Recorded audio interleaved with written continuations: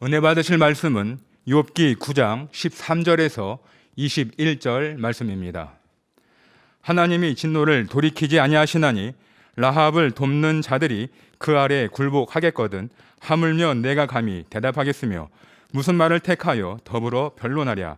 가령 내가 의로울지라도 감히 대답하지 못하고 나를 심판하실 그에게 간구하였을 뿐이며 가령 내가 그를 부르므로 그가 내게 대답하셨을지라도 내 음성을 들으셨다고는 내가 믿지 아니하리라. 그가 폭풍으로 나를 꺾으시고 까닭없이 내 상처를 많게 하시며 나로 숨을 쉬지 못하게 하시며 괴로움으로 내게 채우시는구나. 힘으로 말하면 그가 강하시고 심판으로 말하면 누가 그를 호출하겠느냐. 가령 내가 의로울지라도 내 입이 나를 정죄하리니 가령 내가 순전할지라도 나의 패괴함을 증거하리라. 나는 순전하다마는 내가 나를 돌아보지 아니하고 내 생명을 천히 여기는구나. 아멘. 샬롬 성가대의 찬양과 니시 오케스트라의 연주가 있겠습니다.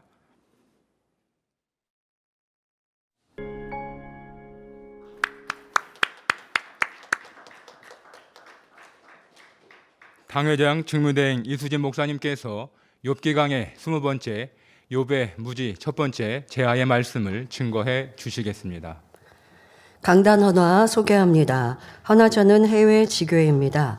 생명의 재단으로 이끌어 주셔서 가치 있는 삶을 살아갈 수 있도록 해주신 아버지 하나님께 모든 감사와 영광을 올려드립니다. 생명의 말씀으로 일깨워 주시고 영혼들을 위해 모든 것을 희생하신 목자님께 진심으로 감사드립니다. 굳건한 믿음과 권세 있는 말씀으로 인도해 주시는 직무대행님께 감사드리며 불같은 기도로 단을 지켜주시는 원장님께도 마음 깊이 감사드립니다.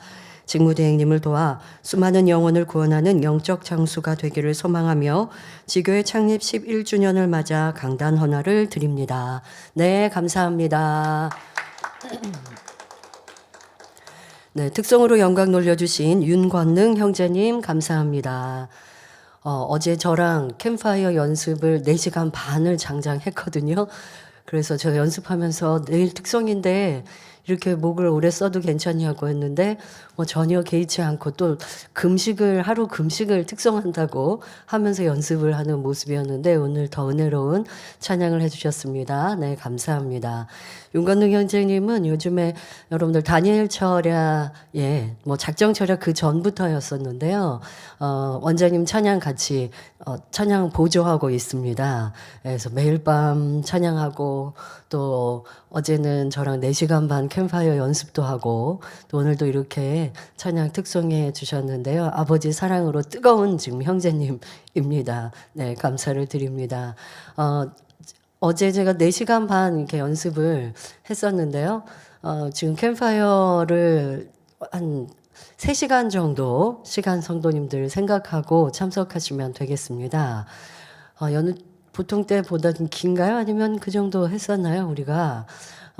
제가 이렇게 캠파이어를 3시간 인도하는 거, 찬양 인도 3시간 전에 파워프레이즈 해도 비슷하게 했었을 수도 있는데, 그때는 참 체력적으로 제가 힘들었었거든요. 장장 3시간을 여러분 굽 높은 거 신고 막 그렇게 부르짖어서 찬양하면 그거는 사실 좀 모든 에너지를 다 쏟아서 하니까 체력적으로 모든 것들을 다 소진한 상태였어서 예전 생각하면 다 끝나고 나면 정말 기진한 상태였어요. 그런데 이번에는 더 충만하게 우리 성도님들과 함께 뛰고 춤추면서 찬양하고 또 마음껏 아버지 이름을 높여드리고 싶은 마음에 저도 시간 개의치 않고 마음껏 찬양할 준비를 이렇게 하고 있습니다. 그러다 보니까 체력적으로도 준비를 안 할 수는 없더라고요. 그래서 제가 체력적으로도 준비를 하면서 최근엔 제가 등산을 하기를 시작했습니다. 왜냐하면 짧은 시간에 크게 효과를 갖겠더라고요. 그래서 등산을 이제 최근 했었는데요. 너무 감사하게 2주 동안 그러니까 2주 동안 계속했다는 게 아니고 2주 전에 관악산 등산을 갔는데 아버지께서 정말 너무 감사한 체험, 이 잠자리가 제가 보는 600m 하늘에서 600m 하늘에 태양 쪽의 하늘에서 온통 무지 잠자리인 거예요. 근데 제가 잘 못 찍었어요. 잘 못 찍어서 화면에는 잘 안 보이는데 그래도 잘 보이는 그 한 5초 정도만 좀 보여주세요라고 했는데 한번 보여주세요. 첫 번째 보내드린 거 한번 보여주시겠어요? 그래서 태양 쪽이어가지고 잘 보이지는 잠자리가 제 눈으로 보는 거랑은 잘 안 찍혔어요. 한번 보여주세요.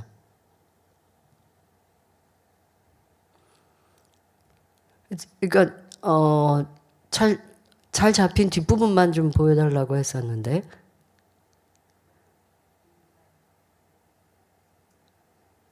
뒤에 한 5초 정도는 아까 그거는 벌레. 요거는 그 다음 주에요.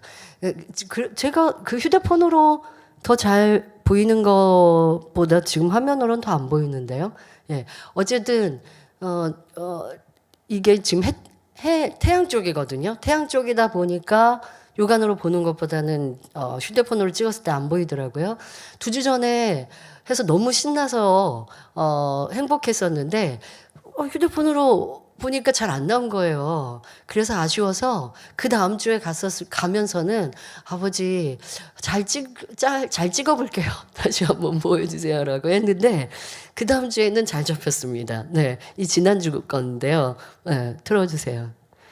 오늘 헌금송에 나왔던 건데요. 네, 이거 제가 600m 산에서 찍은 겁니다. 네, 이거는 잠자리 많이 보이시죠?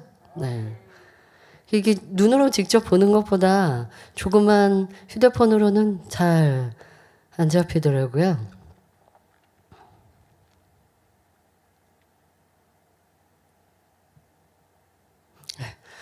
해서 참 감사했었습니다. 우리 학예 수련회를 앞두고 항상 잠자리 보내주셨는데 이번에는 야외에서 모이지는 않습니다. 장소는 실내입니다만은 그래도 우리 가운데 행복을 주셨던 그 추억들 지금도 여전히 함께 해주시고 또 우리 지성전에서는 잠자리 얼굴 손에 이렇게 붙이셔서 대예배 때 헌금송 할 때 보여주셨는데요. 여러분들도 믿음으로 아버지 역사 변함없이 주시는 그 은혜 사모하시고 잘 찾아서 항상 행복이 넘치는 그런 여름 보내시고요. 여러분 잠자리는 어디서 알을 까고 그리고 보통 그 물가 수면에서 알을 까죠. 그런데 제가 600m 산에서 저렇게 잠자리를 찍고 또 그래서 이거는 잠자리가 하늘에서 내려온다라고 표현을 해야 하는 그런 장면이구나라는 것을 고백해 보았습니다. 예, 여러분들도 있는 곳곳에서 아버지 하나님의 은혜와 사랑 언제나 우리와 함께 하시는 목자의 권능을 체험하시고 마음껏 영광 돌리시면 좋겠습니다. 제가 이렇게 잘 촬영을 못해서 아쉬웠는데요. 여러분들은 또 촬영 잘 하시는 분들 서로 이렇게 좀 스킬도 좀 알려주시고 해서 저도 좀 많이 배워야 될 것 같아요. 그래서 이제 좀 촬영을 더 잘하면 다음에도 보여드리겠습니다. 네, 말씀으로 들어가겠습니다. 사랑하는 성도 여러분, 지금까지 우리는 욥의 마음이 꼬일 대로 꼬이고 심사가 뒤틀린 상태에서 자신을 반명하며 하나님을 원망하는 모습을 보았습니다. 욥이 왜 연단을 받을 수밖에 없는지 알 수 있었지요. 오늘도 욥의 말을 살펴보면서 이를 통해 하나님께서 우리에게 원하시는 뜻은 무엇인지 말씀드리겠습니다. 그런데 욥기를 읽다 보면 때로는 비슷한 표현들이 반복되어 나옵니다. 대체적으로 우리 욥기 42장의 말씀에서 한 36장을 보면 계속 욥이 변명하고 불평하고 하나님을 원망하는 내용들이 나오면서 또 친구들과 서로 그런 변론들을 계속하고 있지 않습니까? 그 욥의 내용, 욥이 말하고 있는 내용은 한결같이 불평, 원망, 하나님에 대하여 판단하는 말들, 나는 의롭다라고 주장하는 내용이 이렇게 저렇게 이 친구, 저 친구 이런 말, 저런 말 이러면서 계속 나오고 있습니다. 자, 그럼 이렇게 반복되어지는 내용이니까 그냥 함축적으로 이 말씀 전하면 될 것 같은데 왜 강해를 통해서 절수 하나하나를 설명합니까? 여러분, 우리의 삶을 여러분들이 얼마나 사셨습니까? 60년을 사셨습니까? 또 50년, 40년, 아니면 70년, 80년을 사셨습니까? 우리의 삶을 돌아보면, 아, 그때 내가 이거 실수했어. 아, 이거 잘못했어. 그냥 세상에 살아가면서도 자기의 삶을 되돌아보면서 후회할 수 있어요. 그럼 여러분, 후회를 한 번 하고 끝나시던가요? 후회가 또 다른 후회로, 같은 후회가 반복되는 우리의 삶이 그리합니다. 그럼 하나님을 만나서는 어땠습니까? 여러분, 회개 한 번만 하고 그리고 다음에 똑같은 회개 안 해보셨나요? 또 회개하고 또 회개하고, 같은 잘못을 왜 반복해서 짓고 있는지, 그래서 왜 나는 똑같은 회개를 또 하고 있는지, 우리의 모습이 욥의 모습과 다를 바가 없어요. 그러니 반복되어진다 생각하시지 말고 내 모습을 찾아보시기를 바랍니다. 전에 들은 말씀을 또 듣네? 하시면 안 되겠고요. 여러분이 그동안 신앙생활을 해오면서 무수히 들었던 말씀을 얼마나 행하고 있는지 돌아보시기 바랍니다. 단에서 하라, 하지 말라, 지키라, 버리라 하신 말씀을 듣고 또 들어왔지만 아직도 순종하지 못하는 자신을 깨닫는다면 이는 하나님이 주시는 은혜입니다. 은혜가 임하면 말씀을 들을 때마다 새로운 깨우침과 변화의 역사가 일어납니다. 말씀에 담긴 아버지 하나님의 뜻과 사랑을 새롭게 깨달으면 감사와 기쁨과 감격이 넘치게 되지요. 그러므로 모든 말씀을 꿀송이처럼 달게 받아서 자신의 삶에 적용시키시기 바랍니다. 욥기 9장 13절부터 14절에 하나님이 진노를 돌이키지 아니하시나니 라합을 돕는 자들이 그 아래에 굴복하겠거든 하물며 내가 감히 대답하겠으며 무슨 말을 택하여 더불어 변론하랴 말합니다.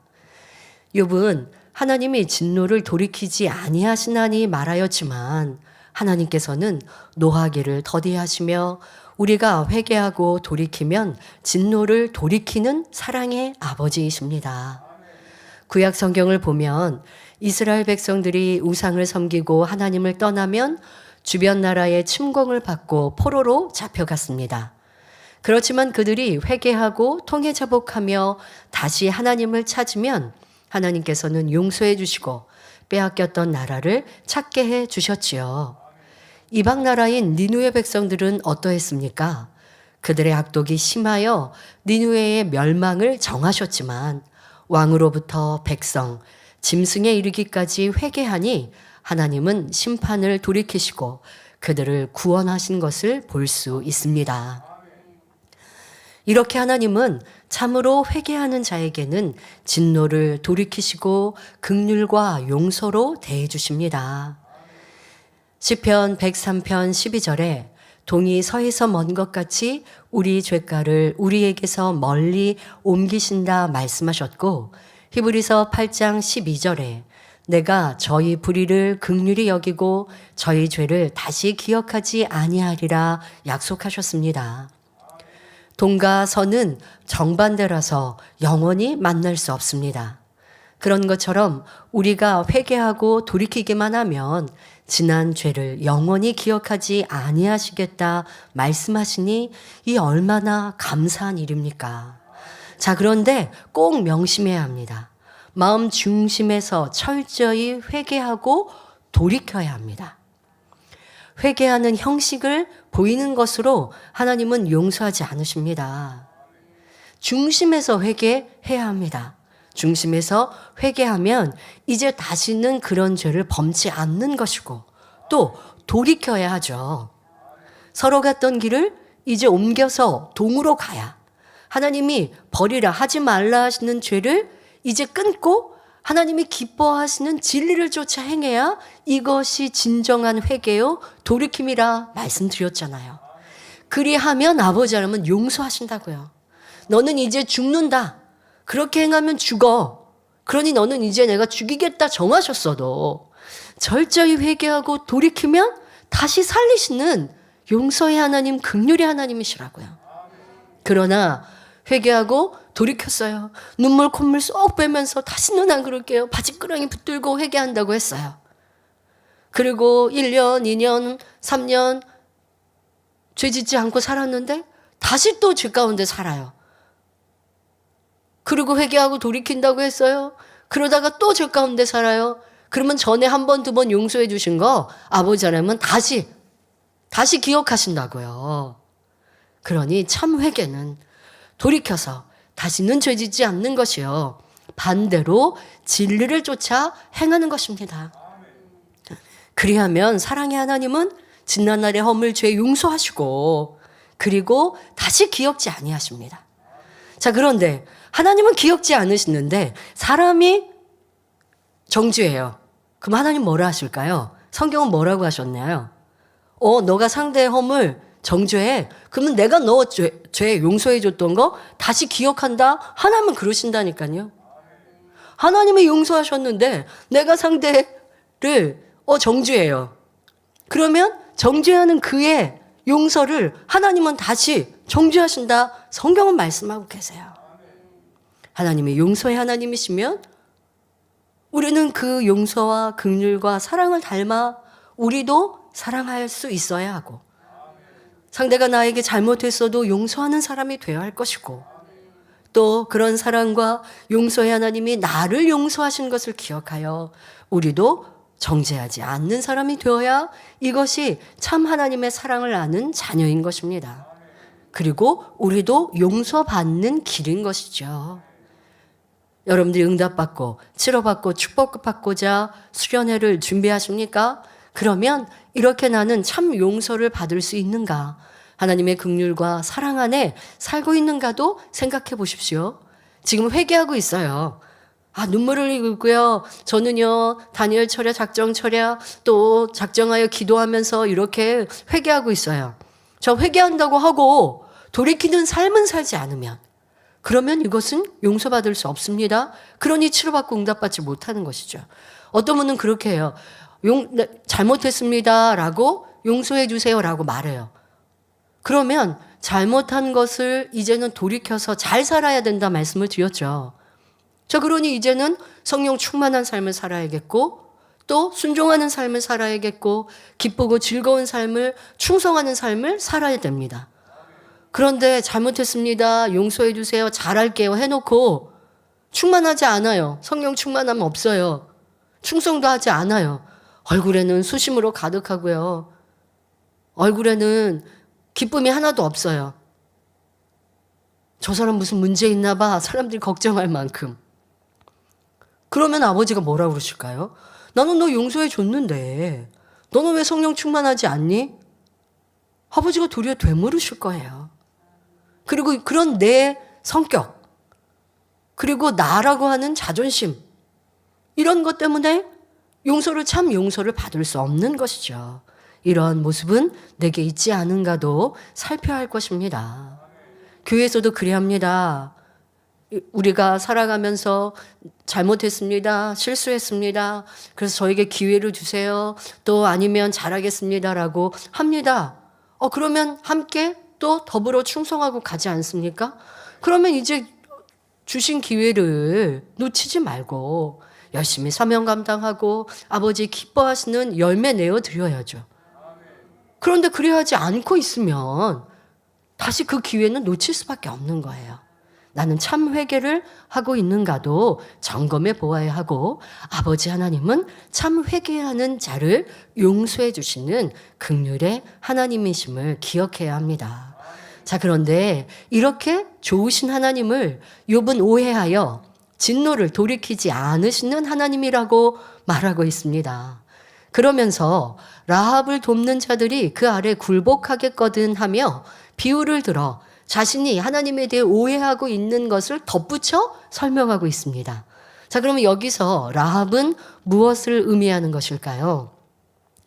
이사야 30장 7절에 내가 애굽을 가만히 앉은 라합이라 일컬었느니라 하였고 이사야 51장 9절에 여호와의 팔이여 깨소서 깨소서 능력을 베푸소서 옛날 옛 시대에 깨신 것 같이 하소서 라합을 점이시고 용을 찌르시니가 어찌 주가 아니시며 라고 말씀합니다. 즉 라합은 애굽을 의미한다는 것을 알 수 있지요. 또한 라합을 돕는 자들이란 바로 요셉과 그 형제와 그 후손들을 의미합니다. 이스라엘 역사를 보면 야곱의 12아들 중 11번째 아들인 요셉이 애굽을 도와준 것을 알 수 있습니다. 요셉은 하나님께서 주신 지혜로 애굽 온 나라를 7년 흉년으로부터 구해냈지요. 그러니 애굽의 왕과 백성들에게 요셉은 생명을 구한 은인과 같은 존재입니다. 그런데 세월이 흐르면서 애굽은 은인이었던 요셉의 후손, 즉 이스라엘 백성들을 노예로 만들었습니다. 이를 본문에 욥은 라합을 돕는 자들이 그 아래 굴복하겠거든 표현한 것입니다. 그런데 욥은 이에 대해 하나님께서 애굽의 은인인 이스라엘 백성들을 노예로 만들어버리고 굴복하게 하나님께서 그렇게 만들어 버리셨다고 말하고 있는 것입니다. 그리고 하나님을 경외하고 번제를 드렸던 욥 자신 또한 이스라엘 백성들과 같이 비참한 결말을 맞지 않았느냐고 반문하고 있는 것이지요. 그러니까 요셉의 후손 이스라엘이 애굽에 대해서 잘못한 게 하나도 없는데 애굽이 요셉의 그 은인인 요셉의 은혜를 잊어버리고 지금 이스라엘 백성들을 노예로 만들어서 부려먹지 않았습니까? 그것처럼 욥은 잘못한 게 없는데 하나님께서 지금 나를 이렇게 힘들게 괴롭게 하고 계신다. 하나님은 이런 하나님이야 라고 말하고 있는 것입니다. 욥 자신이 알기로는 이렇게 공의롭지 못한 하나님이시니 어찌 하나님과 변론할 수 있겠느냐 말하고 있는 것입니다. 그러나 여기서 우리가 바로 알아야 할 분야가 있습니다. 욥은 이스라엘 백성을 애굽의 노예로 전락시킨 나쁜 하나님이라고 말하고 있는데 이는 하나님의 섭리를 모르기 때문에 하는 말입니다. 그렇다면 하나님께서는 왜 이스라엘 백성들을 애굽에서 종살이하도록 두신 것일까요? 이는 축복을 주시기 위함이었습니다. 자, 이 말씀을 통해 욥은 지금 하나님을 오해하고 자신의 무지함 속에 하나님을 판단하고 있는데요. 그러나 이 이스라엘의 역사만 보더라도 하나님의 깊은 계획과 섭리하심을 알 수 있습니다. 바로 이스라엘 백성이 애굽에서 노예살이한 이 고통이 이스라엘에게는 축복이었음을 우리는 이제 설명을 해 드릴 텐데요. 이 말씀 속에 현재 우리가 당하고 있는 연단도 한번 깨달아 보시면 좋겠습니다. 하나님께서는 아브라함의 제사를 기쁘게 받으시고 그에게 축복의 말씀을 주시면서 동시에 훗날 그의 후손들이 겪게 될 일에 대해 구체적으로 알려주셨습니다. 창세기 15장 13절부터 14절에 내 자손이 이방에서 객이 되어 그들을 섬기겠고 그들은 400년 동안 내 자손을 괴롭게 하리니 그 섬기는 나라를 내가 징치할지며 그 후에 내 자손이 큰 재물을 이끌고 나오리라 말씀하셨습니다. 이 말씀은 장차 이스라엘 백성이 애굽에 들어가 400년 동안 종살이하다가 출애굽하게 될 것을 말씀하신 내용입니다. 여기서 하나님의 섭리를 모르면 참으로 이상한 축복도 다 있다라고 생각할 수 있습니다. 이방인의 객이 되어 종살이하는 것이 무슨 축복인가 하는 것입니다. 하지만 이에 대해서는 이스라엘이 출애굽하고 가나안 땅을 정복한 것을 보면 축복이었음을 알 수 있습니다. 그런데 여기에는 이스라엘에 대한 축복과 함께 너무도 정확한 하나님의 공의와 사랑을 느낄 수 있습니다. 창세기 15장 16절부터 17절을 보면 하나님께서는 아브라함의 후손이 애굽에서 노예 생활을 하다가 4대 만에 가나안 땅으로 돌아올 것을 말씀하시며 이는 아모리 족속의 죄악이 아직 관영치 아니함이니라 했습니다. 여기서 4대, 약 400년이라는 시간은 이스라엘 백성이 큰 민족을 이루고 가나안 땅에 들어갈 만한 믿음의 성장을 이루는 시간이었습니다. 이와 동시에 가나안 땅에 살고 있던 족속들에게는 죄악에서 돌이켜 회개할 수 있는 기회의 시간이었습니다. 하나님께서는 아모리 족속의 죄악이 관영했을 때 비로소 심판하실 수 있었습니다. 공의로운 하나님이시니 무조건 아브라함에게 아모리 족속의 땅, 즉 가나안 땅을 주실 수는 없지요. 그들의 죄악이 가득 차서 심판의 기준선에 이르렀을 때 정확한 공의에 의해 주시겠다는 것입니다. 하나님께서는 이스라엘이라는 한 나라를 조성하기 위해 먼저는 야곱의 아들 요셉을 애굽으로 보내 그곳에서 총리로 세우신 후 야곱의 온 가족을 애굽으로 보내셨습니다. 야곱의 12아들을 통해 형성된 이스라엘이 하나의 민족으로서 토대를 마련하기까지는 애굽이라는 안전한 울타리가 필요했기 때문입니다. 야곱의 가족들은 그곳에서 큰 민족을 이루었으며 때가 이르자 모세의 영도 아래 많은 재물을 갖고 애굽에서 나올 수 있었지요. 그 과정에서 하나님께서는 애굽에 열재앙을 내리시고 홍해를 가르시는 등 놀라운 기사와 이적을 통하여 하나님의 살아계심과 또한 이스라엘 백성은 하나님이 택하신 민족임을 만방에 알리셨습니다. 온실이 아닌 들판에서 자란 잡초가 생명력이 강하듯이 이스라엘 백성은 애굽에서 종살이하면서 역경 속에 강해졌기에 가나안 땅을 정복할 수 있었으며 강한 민족으로 성장할 수 있었습니다. 우리가 생각하면 하나님이 이스라엘을 선민으로 택하셨으니까 처음부터 가나안 땅 주시고 그냥 든든한 나라로 성장시키시면 좋지 않을까 생각할 수 있지만 그것은 공의도 아니고 온실 속에 자란 화초는 온실이 벗겨지면 비바람 속에서는 그냥 다 흩날려 버릴 수밖에 없어요. 이스라엘만 있는 지구가 아니잖아요. 가나안 땅에 이스라엘을 그냥 하나님이 딱 보호하시면서 성장시키시면 이방 나라들이 그냥 한번 침공해 오면 그냥 쓰러져 버릴 수밖에 없어요. 그러니 하나님은 그런 나라, 그런 민족으로 둘 수 없었기에 애굽에서 민족을 이루게 하시고 그 안에서 노예로 살다 또 그들이 섬기는 우상들도 많이 보았고 하지만 그들의 조상 아브라함의 하나님, 이삭의 하나님, 야곱의 하나님을 부르며 이제 하나님의 도우심을 구할 때 노예살이에서 해방되게 하셨고 모세를 통해 나타난 권능을 통해 유일신 하나님만을 의지할 때에 그 하나님이 우리가 취할 수 없는 그 가나안 땅을 취하게 하실 것이다 라는 믿음을 갖고 출애굽하였지만 아직 그들의 마음은 온전하지 않기에 또 40년의 광야 생활 속에서 연단을 받게 하셨고 그들로는 온전치 않으니 후손들을 통해 2세대를 통해 가나안 땅에 들어가고 가나안 땅을 정복하게 하여 든든한 민족성과 든든한 믿음과 하나님에 대해 굳건한 신앙을 갖고 만들게 하셨다는 거예요. 그렇지 않으면 아무리 하나님께서 좋은 가나안 땅, 젖과 꿀이 흐르는 땅을 그냥 주셨어도 이방 나라에서 그냥 우상으로 밀어붙이면 그냥 넘어지는 거예요. 바로 여러분들이 보는 이 민수기를 통해 볼 수 있지 않습니까? 이게 얼마나 여호수아가 지난 다음에 그 세대를 통해서 보면 얼마나 이런 부분들 하나님이 함께 하셨던 권능을 보았어도 사사들이 있는 사사기에는 또 이스라엘 백성이 우상을 섬기고 이방 나라들이 침공해 오면 또 넘어지고 또 이방 나라들과 친교하고 친밀해지면서 우상을 쉽게 받아들이고 이러한 모습들이 사사기에 나오지 않습니까?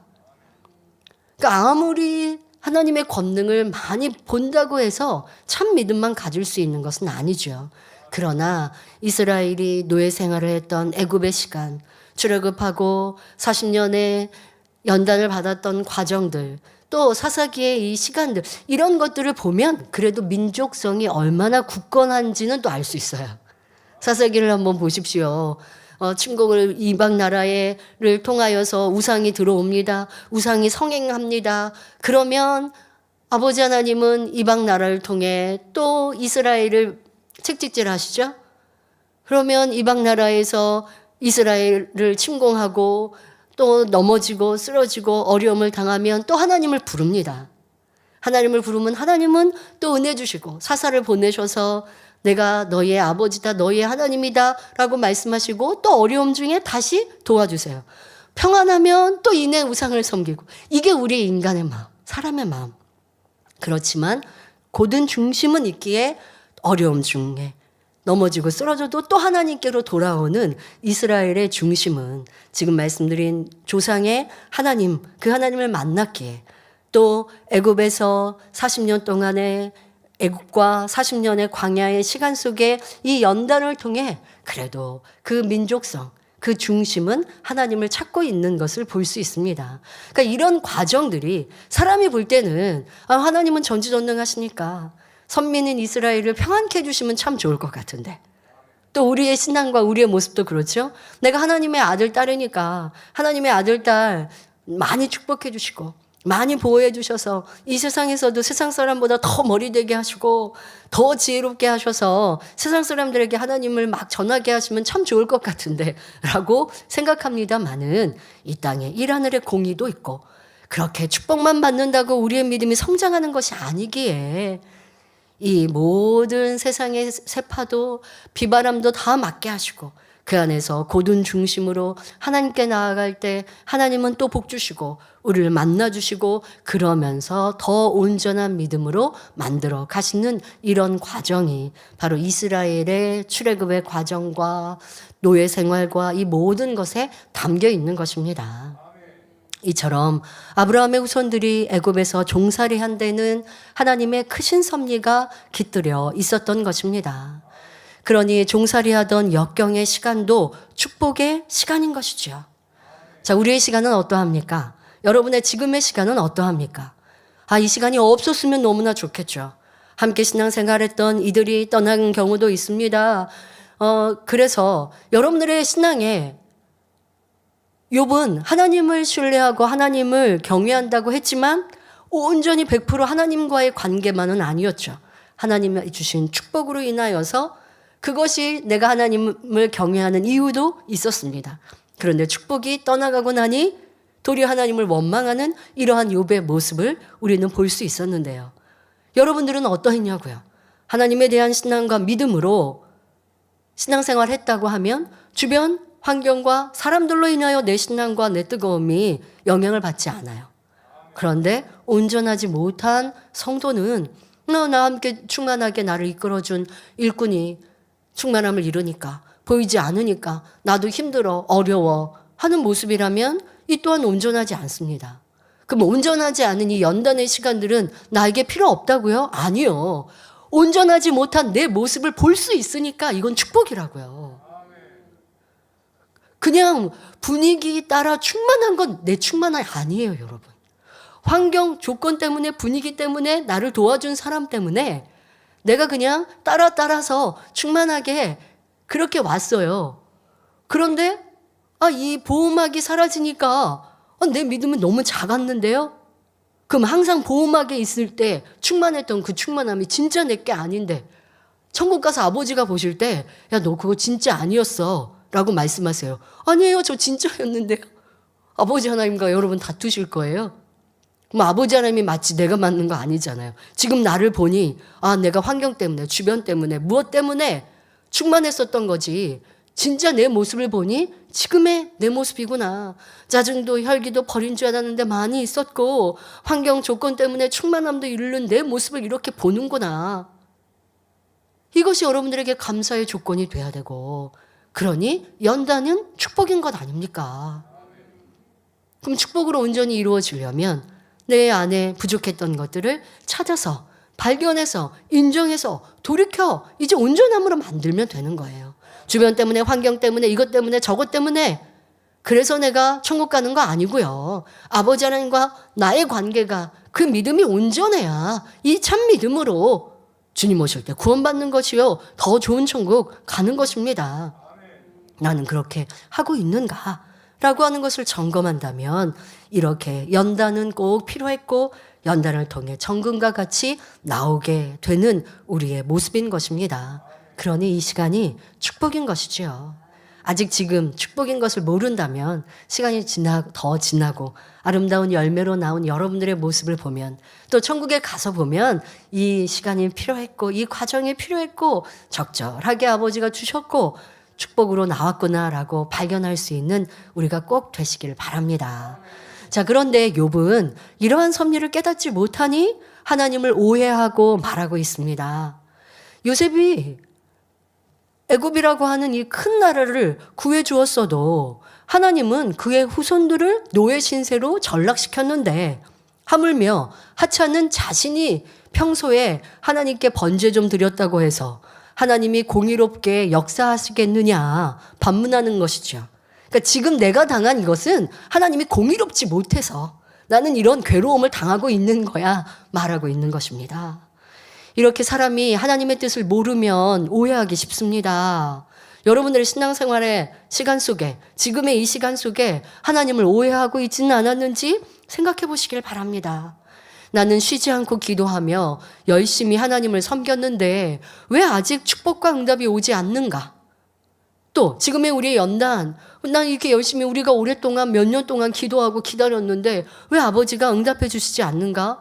많은 기도, 또 대표 기도하시는 많은 분들이 그런 기도 하시죠. 목자의 공의, 목자님 100%를 채우셔서 빨리 응답의 때, 축복의 때 이루게 해주세요 하고 당회장님께 다 책임을 여러분들이 부여하십니까? 저는요 그렇게 생각합니다. 그 공의가 100% 채워지는 것 안에서는 성도들의 공의가 채워져야 한다는 것이죠. 왜요? 당회장은 그렇게 기도하셨거든요. 만민의 성도들을 새로운 삶으로 이끄시겠다고. 아버지 하나님은 그 책임을 당회장님께 주셨거든요.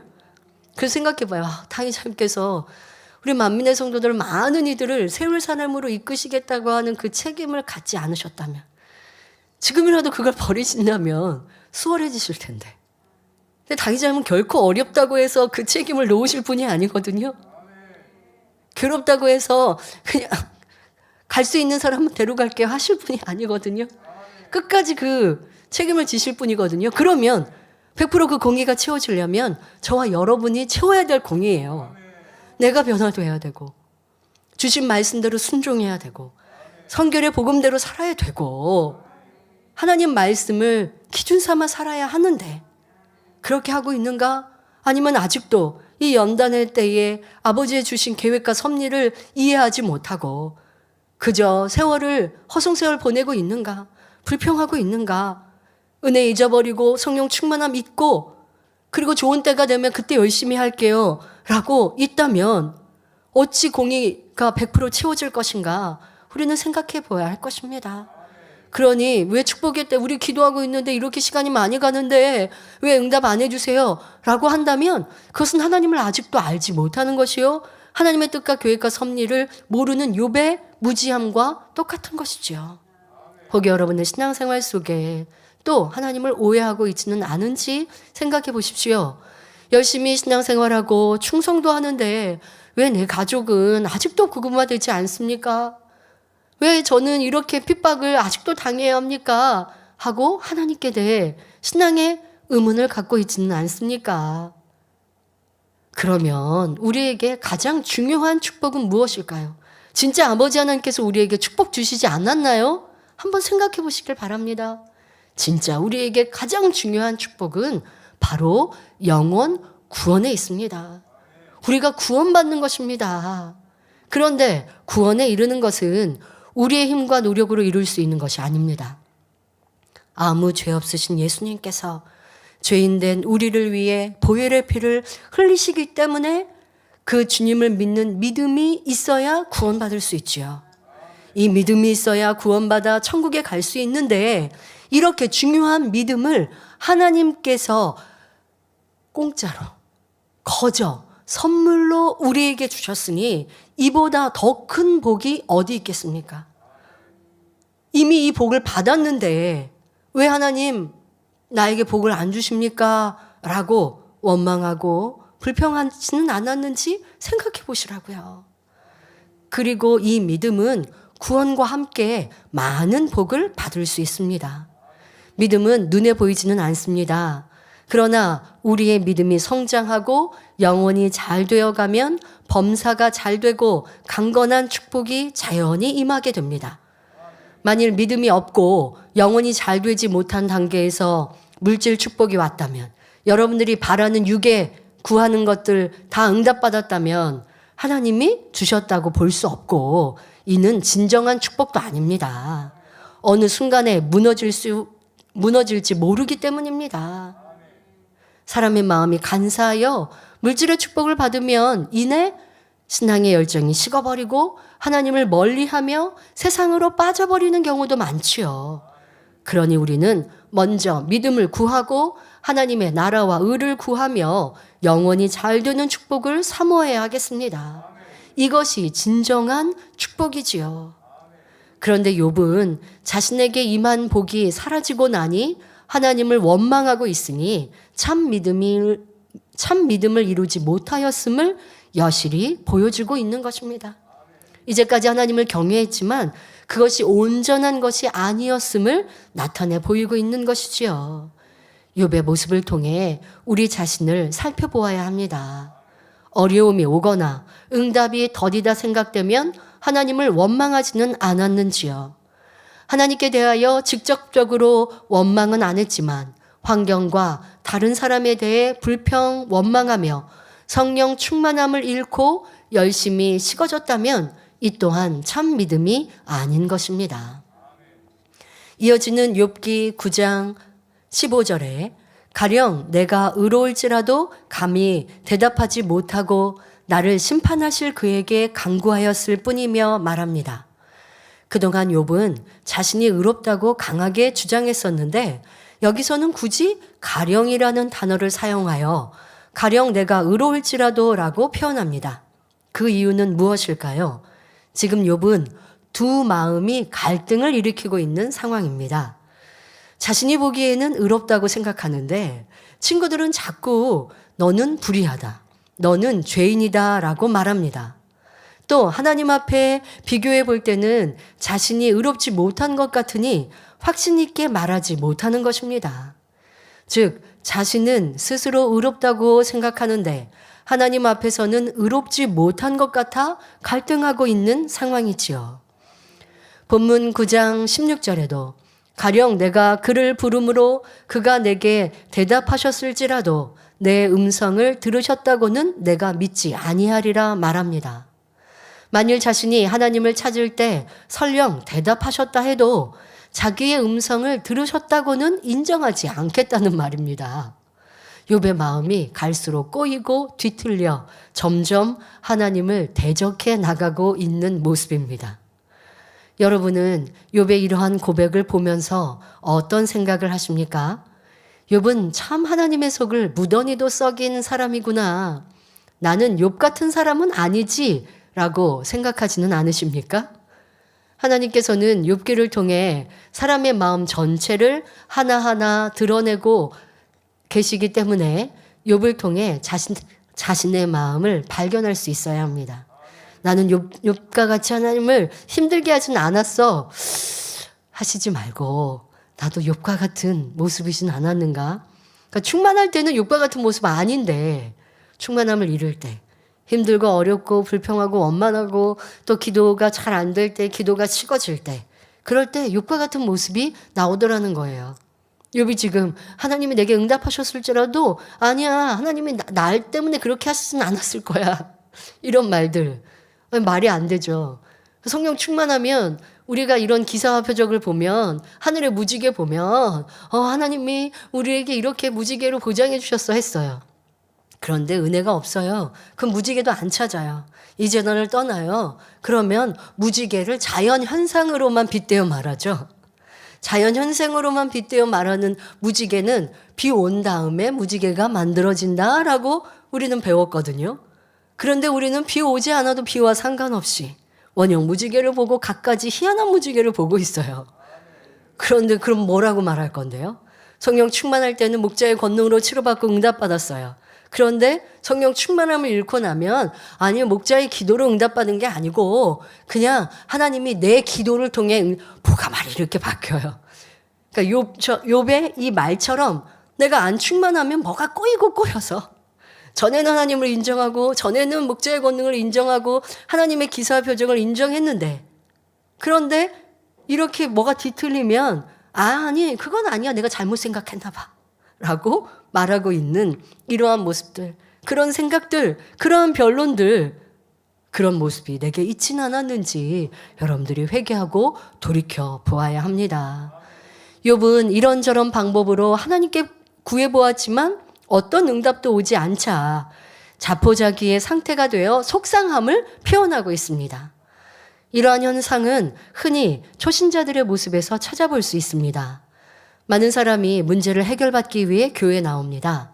자신의 능력으로 해결할 수 없는 문제를 만나니 요행을 바라는 마음으로 하나님을 찾는 경우이지요. 이때 하나님께서 중심을 보시고 먼저 문제를 해결해 주심으로 믿음을 심어 주실 때도 있습니다. 하지만 대부분은 응답받을 만한 믿음이 될 때까지 기다리십니다. 왜요? 그래야 영원히 잘 되어 축복을 받는 것, 이것이 진정 하나님의 뜻이요. 그래야 사람들이 떠나지 않거든요. 왜냐하면 변함이 없는 마음이 되고 또 스스로의 신앙과 믿음을 가져야 그래야 축복 주셔도 떠나지 않는데, 그렇지 않을 때는요, 사람의 마음이 너무 간사한지라 축복 주세요, 치료해 주세요 할 때는 간절했어요. 축복 주시고 치료해 주시면 절대 하나님만을 믿고 신앙 안에 열심히 충성할 것 같이 고백해요.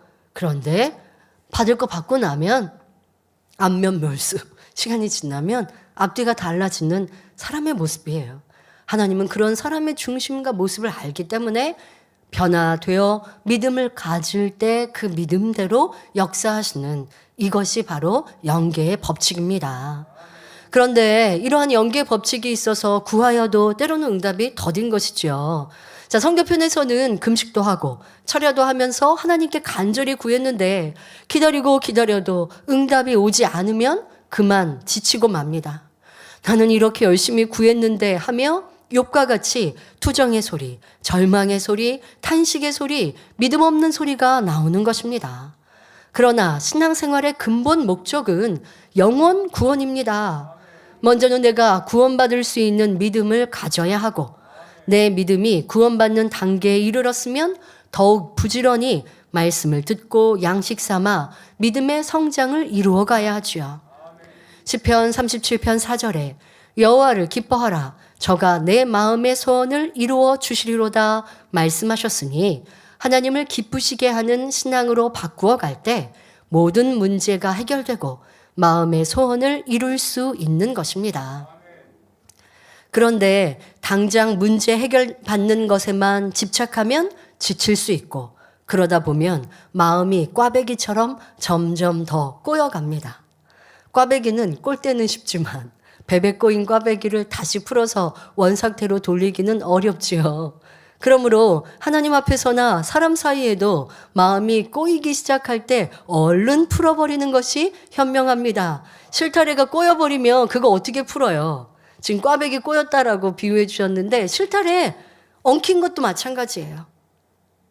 바로 사람의 내 자존심, 교만, 감정, 이런 것이 엉켜버리면, 실타래가 엉켜서 풀기 어려운 이러한 상태가 되어집니다. 여러분들의 모습 속에 이러한 모습은 아닌가? 하나님께 대해서도 응답이 없으니, 축복이 없으니, 내 바라는 대로 되지 않으니 이런 원망하여 하나님께 대하여도 베베 꼬이면 안 되고, 사람과 사이에도 결코 그래서는 안 됩니다. 저 사람에게 서운해하고 감정 갖고 불편함 갖고 그래 보세요. 그러면 상대는 나를 의식해서 말한 거 아닌데 저 사람 나를 두고 얘기하나 봐. 이러고 점점 또 마음 안에 상처를 받고 혼자 원수 맺고 충만함을 잃고 뒤로 뒷걸음질 치고, 그러니까 이렇게 오해하고 판단하는 일들이 얼마나 많이 있습니까? 이렇게 꼬이는 모습들, 자, 이러한 것들을 벗어버려야 할 것입니다. 이러한 자존심, 교만, 감정들이 엉켜서 더욱 강하게 꼬이게 되고 그럴수록 풀리기가 쉽지 않고, 그리하면 응답도 축복도 아버지의 사랑도 점점 멀어지는 것입니다. 자, 바로 욥이 지금 이 상태입니다. 욥은 마음이 꼬일 대로 꼬여서 불평의 소리가 계속됩니다. 욥기 9장 17절부터 18절에 그가 폭풍으로 나를 꺾으시고 까닭없이 내 상처를 많게 하시며 나로 숨을 쉬지 못하게 하시며 괴로움으로 내게 채우시는구나 말합니다. 폭풍으로 꺾으셨다는 것은 욥이 지금까지 겪고 있는 엄청난 고난을 표현한 말입니다. 즉 하나님께서 하루아침에 욥의 모든 재산과 자녀들을 빼앗아 가셨고 머리부터 발끝까지 악창으로 치셨다는 것이지요. 또 하나님이 까닭없이 상처를 많게 하셨다 했는데 이처럼 욥의 입술에서 나오는 말만 보아도 얼마나 실수가 많고 큰 죄를 짓고 있는 모습입니까? 이러한 악이 있기 때문에 사단이 송사를 했고 하나님께서 시험을 허락하셨던 것입니다. 출애굽기 15장 26절에 말씀한 대로 모든 질병의 원인은 하나님의 말씀을 어긴 데서 출발합니다. 하나님이 폭풍으로 욥을 꺾으신 것이 아니며 욥에게 이유 없이 질병이 임한 것이 아니지요. 우리도 치료받고 응답받고자 바란다면 먼저 자신의 죄의 담, 진리에 합하지 않은 행함과 말, 생각과 마음을 돌아보며 회개해야 합니다. 그럴 때 치료해 주시고 문제 해결해 주시지요. 욥은 지금 온몸에 악창이 나서 곪고 썩어 들어갑니다. 그 썩어 들어간 부분이 합창되었다가 터지고 또다시 합창되었다가 터지는 환부에 구더기가 우글거립니다. 스스로 보기에도 얼마나 추하고 소름이 끼치겠습니까? 그러면 왜 좀 더 깨끗한 질병이 아닌 보기만 해도 눈살이 찌푸려지고 고개를 돌려버리고 싶을 만큼 더럽고 냄새나는 악창이 났을까요? 이처럼 추하고 참혹한 질병이 있어야 비로소 욥의 마음에 있는 더러움이 분출되어 나오기 때문입니다. 만일 깨끗한 질병으로 연단이 왔다면 욥은 마음에 있는 악이 밖으로 나오지 않았을 것이고 그러면 자신의 악을 발견할 수 없었을 것입니다. 악이 드러나야 스스로 발견을 하고 회개하고 돌이킬 수 있기 때문에 하나님께서는 욥을 그처럼 연단하실 수밖에 없었던 것입니다. 여러분, 우리가 연단을 받을 때 그래요. 이거 아니고 다른 쪽으로 연단하셨으면 이렇게 생각할 때도 있죠. 그러나 그 연단이 내게 필요한 거예요. 이거는 너무 괴롭고 너무 힘들어요. 생각되는 그것 때문에 내 안에 악을 발견할 수 있고 내 안에 참 믿음이 아니었던 것을 깨우칠 수 있고 그 연단이 와서 나 이렇게 신앙이 막 뒤처졌고 성령 충만함을 다 잃었고 지금까지 쌓아놓은 믿음이 하루아침에 다 사라진 것 같은 그 모습, 그건 연단 때문이 아니라고요. 그것이 내 안의 병기함 때문인 거예요. 근데 연단이 있어서 나를 볼 수 있었던 거예요. 그러니까 그 연단, 또 연단을 가져다 준 어떤 사람, 계기, 환경, 그 모든 것이 감사인 것이죠. 다윗 왕이 우리아의 아내를 밧세바를 취한 것, 하나님은 다윗 왕을 사랑하시니까 밧세바를 보지 않게 하시거나 그 정욕이 드러나지 않게 하시면 좋지 않습니까? 그러나 드러나야 온전함으로 나올 수 있기 때문에 드러나게 그냥 두시잖아요. 자, 우리에게 이렇게 연단이 필요한 것이지. 연단을 왜 하나님 저에게 왜 이런 연단을 주셔서 제 믿음을 다 잃게 하셨습니까? 이러면 절대 안 돼요. 이게 바로 욥의 모습이라고요. 연단을 통해 나를 볼 수 있음에 감사합니다. 지금까지 쌓아놓았던 내 모습이 허울이었군요. 이 모든 것이 목자의 공의로 이루었던 것이네요. 아버지, 이제 저 또한도 온전히 저의 믿음 참 믿음으로 만들어 가겠습니다. 고백할 때 아버지는 세임 주시고 목자의 공의가 헛것이 아니죠. 그 공의로 인해 우리를 더 온전케 만드시고 그 안에 알맹이는 나예요. 그것을 여러분들이 만들어가는 이 연단의 때가 되신다면 목자의 공의와 함께 더 찬란한 빛을 발하는 우리 개개인이 될 것입니다. 욥은 심지어 하나님이 숨도 쉬지 못하게 하시며 괴로움으로 채우신다고 원망합니다. 그러나 하나님은 자녀들을 괴로움으로 채우시는 분이 아니라 자녀들에게 축복 주시고 영광 받기를 원하시는 분입니다. 민수기 6장 24절부터 26절에 여호와는 내게 복을 주시고 너를 지키시기를 원하며 여호와는 그 얼굴로 내게 비추사 은혜 베푸시기를 원하며 여호와는 그 얼굴을 내게로 향하여 드사 평강 주시기를 원하노라 하신 말씀대로입니다. 욥은 점점 더 심사가 뒤틀리고 말이 걷잡을 수 없이 꼬여만 갑니다. 욥기 9장 19절에 힘으로 말하면 그가 강하시고 심판으로 말하면 누가 그를 호출하겠느냐 말하죠. 자, 시간이 다 되어서 여기서부터는 다음 시간에 말씀을 드리겠습니다. 결론을 말씀드립니다. 사랑하는 성도 여러분, 지금까지 우리는 욥의 마음이 꼬일 대로 꼬여 있는 모습을 보셨습니다. 자, 그 모습이 내 모습이었음을 발견하셨습니까? 그러면 여러분 축복입니다. 자, 그런데 이렇게 꼬일 대로 꼬이는 모습이 나올 것을 아버지 하나님은 아시면서도 욥에게 연단을 허락하셨던 이유, 여러분 지금 말씀드렸죠? 조금 더 깨끗한 병을 주셔서 욥이 자기를 좀 보게 하시면 좋을 것 같은데 너무나 더럽고 추한 악창이라는 것, 이렇게 막 몸에 구더기가 생기는 이런 병까지 허락하셔서 욥을 연단하실 필요가 있었나? 꼭 그리 하셔야 했다. 바로 지금 우리의 이 연단이 꼭 필요했다라고 하는 것을 우리는 알 때 아버지 하나님의 그 깊은 마음을 알 수 있습니다. 자, 왜 이렇게까지 연단하셔야 하는지 육적인 비유를 한번 들어보죠. 우리 성도님들, 부모님들은 학교에 다니는 자녀들이 학업에 지쳐 피곤해하는 모습 보셨을 거예요. 학교뿐입니까? 요즘에는요, 학원도 많이 다니는 그런 학생들을 보면요, 저도 제 학창 시절과는 달리 요즘 아이들 참 안타깝다라는 생각도 해봅니다.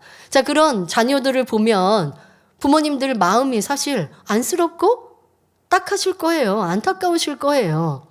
그러면 그런 마음이 드니까 아이들이 피곤해하고 힘들어하니까 공부하지 말라고 말할 부모 계십니까? 그냥 밖에 나가 놀아. 너 하고 싶은 거 해. 라고 하시겠습니까? 그럴 수 없지요. 또 자녀가 빗나갈 때, 그럴 때 매를 들어서라도 옳은 길로 인도하고자 하실 것입니다. 미워서 야단치는 것이 아니라 사랑하니 훈계하는 것이지요. 마찬가지로 하나님께서도 자녀들을 사랑하시기 때문에 더욱 아름답고 큰 그릇으로 만드시기 위해 이모 저모로 연단을 하십니다. 혹 자녀들이 죄 가운데 빠질 때는 돌이킬 수 있도록 징계를 내리기도 하십니다. 죄의 결과는 영원한 사망, 곧 지옥이 기다리고 있기 때문입니다. 또 자기 스스로 발견하지 못하는 악, 그 악이 있는데 그 악을 덮어버리고 그냥 충만하게 행복하게 충성하고 살아갑니다. 그럼 아버지가 그대로 두시면 천국 가면 그냥 2000층밖에 못 가거든요. 그러니 괴로움을 당해도 어려움을 당해도 연단을 통해 그 악을 드러내게 하시고 본성 속에 있는 악을, 죄성을 드러내게 하셔서 드러날 때는 고통스럽고 수치스럽고 힘들지만 내게 이런 모습이 있었구나 발견하고 그리고 철저히 회개하고 돌이키고 벗어버리면 온전한 성결로 나와 더 아름다운 천국, 이제는 3000층 새 예루살렘을 향해 가는 자녀가 되기에 그런 착하고 예쁜 자녀들은 또 연단을 하시더라는 것입니다. 자녀들이 돌이켜 하나님의 뜻 가운데 살아갈 때는 놀라운 축복으로 함께해 주시며 영원한 천국으로 인도해 주시지요. 이러한 하나님의 사랑을 믿는 사람들은 좋은 일이 있을 때뿐만 아니라 어려운 일이 있을 때도 변함없이 기뻐하고 감사할 수 있습니다. 욥은 아직 자신의 근본을 발견하지 못하여 회개하지 못하고 있으며 하나님의 깊은 사랑을 깨닫지도 못하므로 오해와 원망이 계속됩니다. 그러나 욥기의 결말을 보면 결국은 하나님께서 욥을 만나 주심으로 욥은 통회자복하고 모든 것을 회복할 뿐 아니라 이전보다 갑절의 축복을 받아 누리게 됩니다. 그래서 야고보서 5장 11절에 보라 인내하는 자를 우리가 복되다 하나니 너희가 욥의 인내를 들었고 주께서 주신 결말을 보았거니와 주는 가장 자비하시고 긍휼히 여기시는 자신이라 말씀하셨습니다. 모든 성도님들도 욥기의 강해를 통하여 자신을 발견하며 신속히 변화를 이루시기 바랍니다. 어떤 어려운 일을 만나더라도 하나님을 오해하는 것이 아니라 하나님의 깊은 사랑을 알아들임으로 축복의 삶을 영위하시기를 주님의 이름으로 축원합니다. 말씀 참고하시면서 함께 기도하시겠습니다.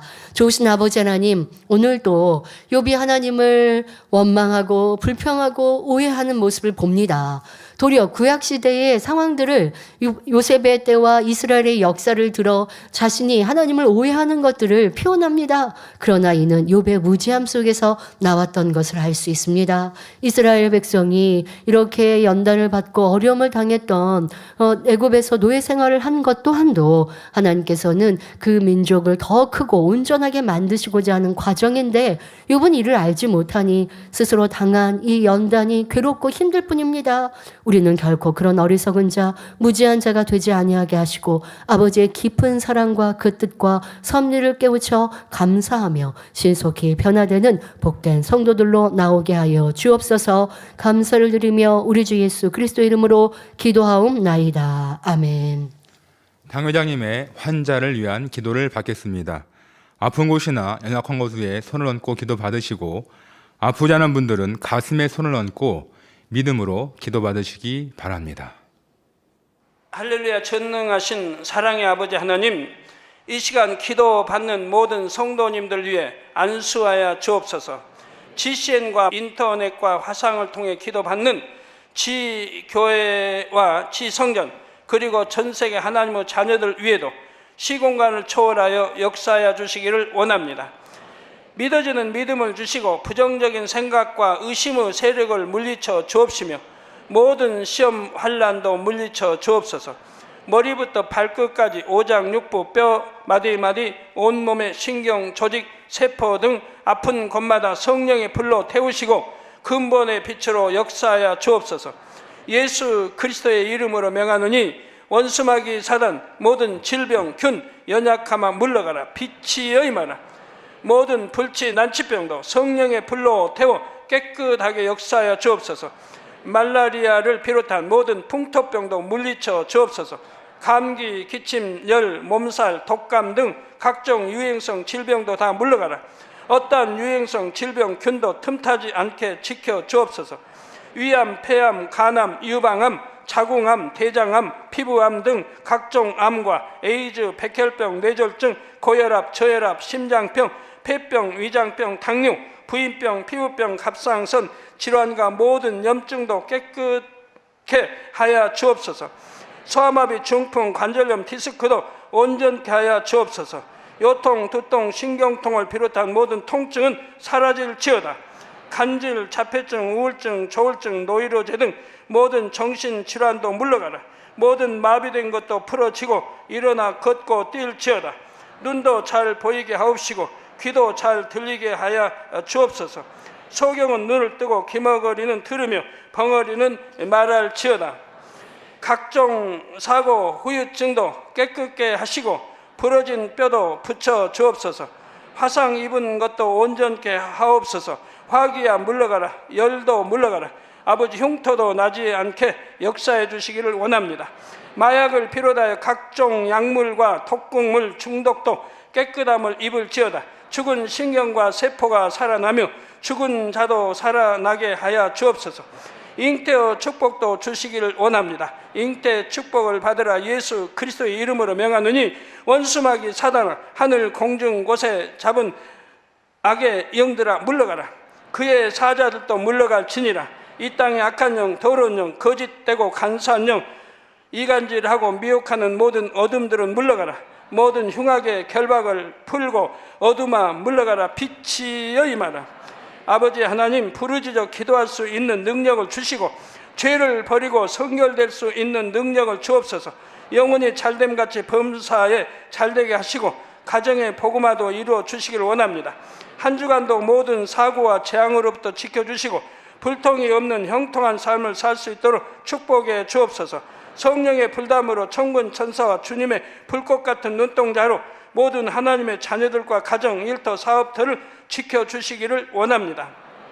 학생들에게 지와 명철을 더하시고 공부도 할 수 있는 뜨거운 마음과 열정도 더하여 주옵소서. 마음과 생각을 세상에 빼앗기지 않도록 지키시고 하나님을 뜨겁게 사랑하는 학생들로 축복하여 주옵소서. 하나님의 자녀들이 먹으나 마시나 입으나 무엇을 하든지 하나님 앞에 영광 돌리는 삶이 되게 축복하여 주시기를 원합니다. 나는 하나님을 만났노라, 체험했노라, 응답 받았노라, 축복 받았노라, 간증하는 입술이 되게 역사하여 주옵소서. 아버지 하나님 감사합니다. 홀로 영광 받으옵소서. 우리 주 예수 그리스도의 이름으로 기도하옵나이다. 아멘.